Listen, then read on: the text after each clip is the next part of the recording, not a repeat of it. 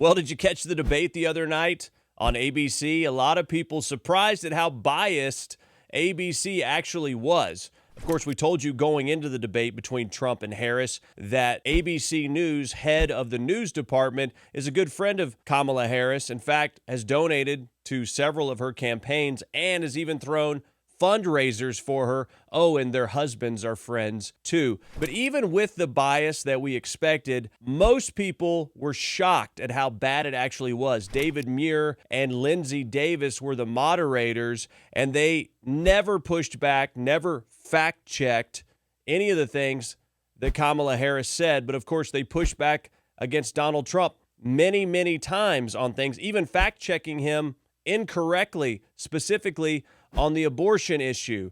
Also, they never asked one single question about, that thing that happened less than 2 months ago, the attempt on his life. They kept it to things like January 6th and the 2020 election. But when it came to Kamala Harris, they didn't ask her anything really about her flip-flopping record. She never answered the question as to whether Americans are better off now than they were 4 years ago. Oh, and they didn't even press her much on the border and the fact that she's been in charge of it for the past several years. Specifically, we have a lot of different fact-checked items that were not done during the debate. So many we can't get to them in this video, but here are just a few. Donald Trump said Kamala Harris wants to confiscate your gun. She said that's not true, but in the past she has said she favors a buyback program.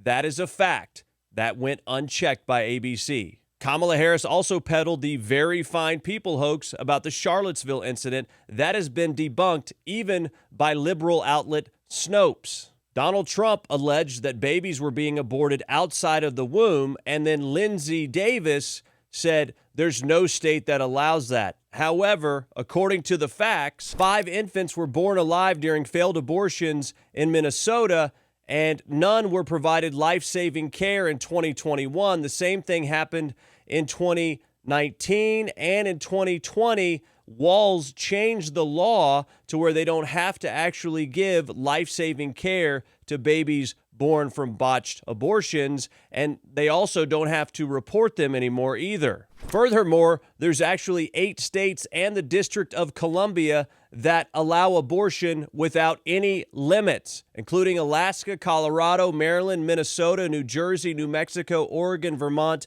and the District of Columbia. So Donald Trump was fact-checked by Lindsay Davis on this, but she's flat out wrong. Kamala Harris laughed when Donald Trump said she wanted to defund the police, and she's on the record several times in the past talking about that, even taking police out of schools. Kamala Harris also peddled the bloodbath hoax, saying that Donald Trump is basically advocating for violence if he doesn't get elected. That's been debunked many times. Donald Trump was talking specifically about the economy, which bloodbath is an actual phrase and term used when talking about negative economic effects. And here's what's crazy. This is just a fraction of the lies that Kamala Harris told that ABC let her get away with. And interestingly enough, when you look at polling after this debate, Donald Trump has actually gone up. While some people thought Kamala Harris won the debate, they actually thought Donald Trump won on substance. And independents